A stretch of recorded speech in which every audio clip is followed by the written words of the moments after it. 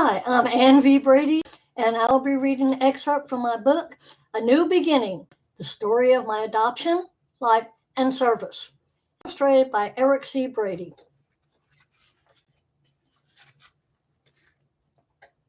At work, at work, at work,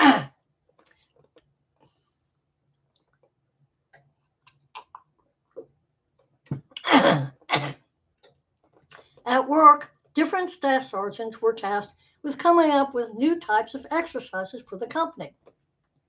We did PT every morning, but during doing the same exercises got boring. Some came up with obstacle courses, basketball, etc. I was assigned to find exercises to do in the swimming pool. We received permission to use the on-post pool for our PT. I found exercises that involved kicking and pushing while holding onto the side of the pool.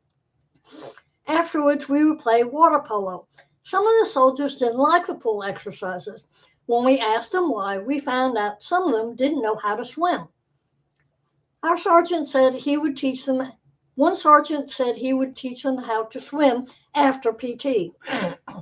He would teach them how to swim while the rest of us would play water polo. After that, everyone enjoyed using the pool. I also became the re-enlistment NCO. I only had one problem. I had a sergeant who was up for re-enlistment, but he had been in E5 for longer than he was supposed to be in E5. He should have been before a promotion board or put out of the Army. When he had re-enlisted the last time, there was no time limit on being in E5. I let the sergeant first class in charge know. We set up a promotion board for the sergeant. We let the sergeant know when the board was and offered to help him study for the board. We gave him a study guide to use before the board. The study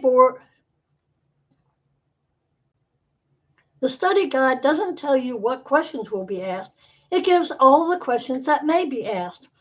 I sat on the board and I had 3 categories to ask questions from. Each sergeant on the board is assigned 3 areas. They have to write the questions and answers on a sheet of paper on each area. They ask the questions of the candidate. They let the candidate know if they answered right or wrong. The sergeant appeared before the promotion board in his Class A's. Unfortunately, his Class A uniform looked like he had slept in it. He reported to the board appropriately. He had a hard time answering most of the questions. He knew that if he didn't get promoted, he would be discharged from the Army. Considering that he had said he wanted to stay in the Army, I couldn't understand why he was so unprepared. I had to tell the sergeant first class in charge that the sergeant had to be discharged from the Army. We did all we could to try and get the sergeant promoted to staff sergeant. He just refused to help himself. It was sad, really, as he was married with several children. I had to call the head re-enlistment NCO in Natick, Massachusetts. The re-enlistment NCO decided to come to Alabama to look at our program. He was nice, but he didn't understand that the officers in research aren't as gung-ho as regular Army officers. He was upset when our colonel gave him a weird salute.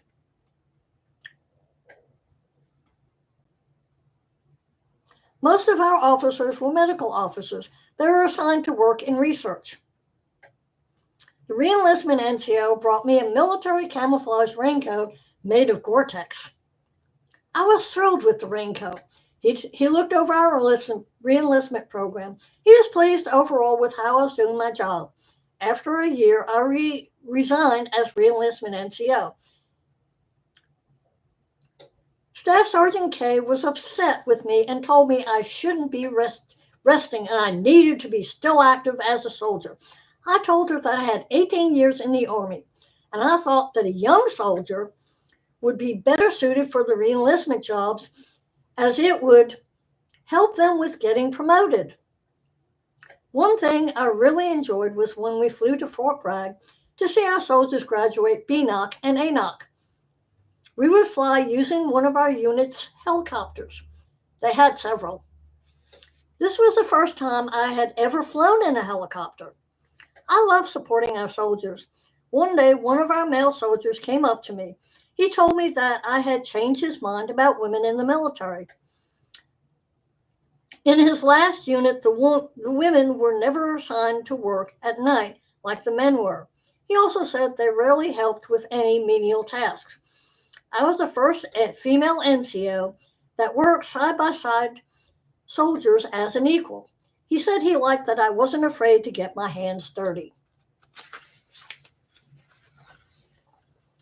Ed told me that while I was away doing research, that Lady Dog had helped Peanut with his cat problem. It seems that a cat was climbing over our fence and running in the house through the dog door. The cat wouldn't allow Peanut into the house as Peanut was afraid of the cat. Ed saw the cat leaving over the fence when he came home early from work one day. Well, after Lady Dog joined our house, she was waiting inside the house. The cat wasn't expecting another dog. Lady Dog wouldn't let the cat in the house and chased the cat out of the yard. The cat was never seen again. Ed saw the chase. Ed told me that he had tried talking to the priests and chaplains on post about converting to Catholicism. He said they were no help. He said the priests wouldn't talk to him, and the Baptist chaplains told him he was going to hell. Ed decided to talk to Father Keller, as he had questions about Catholicism. Father Keller answered Ed's questions, and Ed went through rite of Christian indoctrination of adults. Ed became a Catholic on Easter Sunday. Both boys attended CDC classes. Ed joined the Knights of Columbus, and I joined the Women's Auxiliary of the Knights of Columbus at St. John's Church. I went to see an orthopedist to get a brace for my left knee. I wanted to make sure that my knee wouldn't give out during PT. I didn't want to get a profile. The first brace I received was metal, and while it helped, it was too heavy. I went back and asked for a plastic knee brace. The new knee brace was much lighter and easier to run with it on. One summer, I was tasked with being in charge of assigned soldiers setting up chairs for a retirement ceremony. When I arrived, I checked to see what they wanted us to do.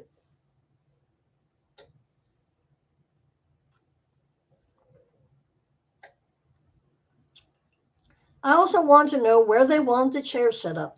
I told my crew how and where they wanted the chair set up. I watched to make sure they were doing it correctly. I then helped them set up chairs.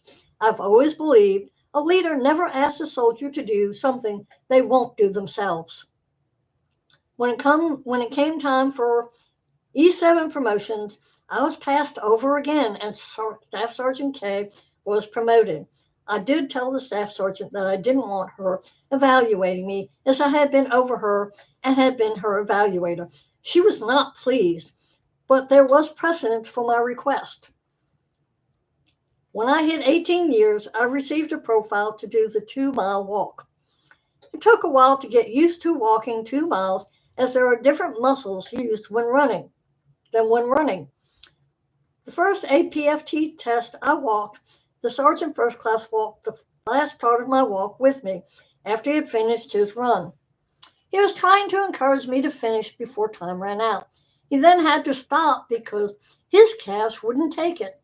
I have always been a fast walker, and I had been working out so I could pass the APFT. I made it with time to spare. He told me after the APFT that he was surprised how hard it was to walk really fast. It really hurt his legs trying to keep up with me. The colonel in charge of USARL was transferred, and he was replaced by a female colonel. She looked familiar to me, but then I figured I must be mistaken. After she settled in, she requested to see me. I figured I was in trouble, but then I always think that. When I entered her office, she asked me if I remembered her. I told her no. She told me that she remembered me. She had just been assigned to DDMAC at Fort Gordon when I was working in the clinical lab. I never had much interaction with her. I remember thinking at the time she arrived that having more female officers was great. She was a captain back then. We talked a bit. She told me that back then she was impressed by what she saw in me. At home, the boys were upset about missing stuffed toys. Both boys had the stuffed animals from when they were babies. They had them just laying around their rooms. We as a family had many stuffed animals. When we investigated, we found the stuffed animals were being hunted by two playful yet determined beagles. We found evidence of their misdeeds in the backyard. The dogs had taken the stuffed animals and played tug of war with them. The evidence was in the stuffing and fur strewn across the yard. This was solved. Thus was solved the stuffed animal slaughter. We realized we had to put all stuffed animals out of the dog's reach. Eric started confirmation class at St. John's. On Halloween, the boys put on their costumes. Eric wanted to wear my uniform to go trick or treating. I had an old uniform without the U.S. Army tag sewn on it. He also insisted that he wanted to wear my combat boots. I did what I could to discourage him, but he insisted. Army boots are flat and uncomfortable. We went from door to door, and the boys were having fun. We came to one woman's house where she had set up a table. We walked over to see what she had. She was handing out literature that stated Halloween was a satanic holiday. She told us that anyone participating in Halloween was going to hell. She handed us some literature, and we promptly left. We stopped at a few more houses before going home. Eric was getting upset as his feet were killing him. When we got home, I threw out the literature. Our family has always loved Halloween, and we still do. One day we received a call from Ed's mom, Anita. She was very upset. She had gone to the doctor because of headaches and memory lapses.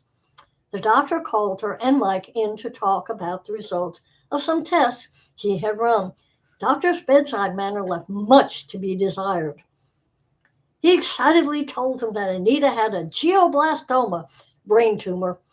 He told her she had only a few months to live. At that time, I knew nothing about glioblastomas.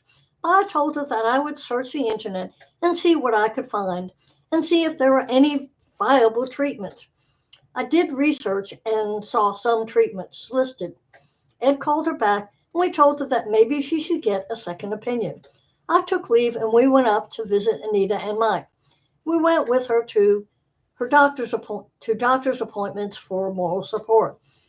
The second doctor performed surgery to remove the tumor. They couldn't remove all of it. Unfortunately, she died in 1997. She died way too young. In 1998, I put in for terminal leave. I was due to retire on July 31st, 1998. I also started going to retirement briefings. I had to attend briefings on how to adjust to civilian life, writing resumes for job hunting, and what my retirement benefits were. I was also given information on different veterans departments to contact if I needed to. I also had to schedule a disability rating appointment with the VA hospital.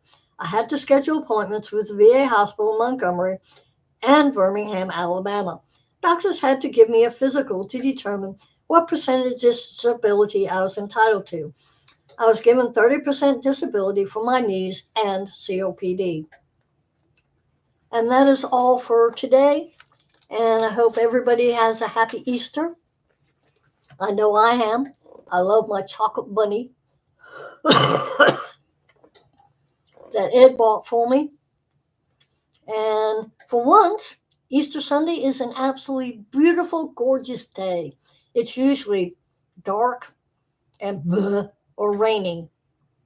So enjoy a wonderful day and happy Easter egg hunting.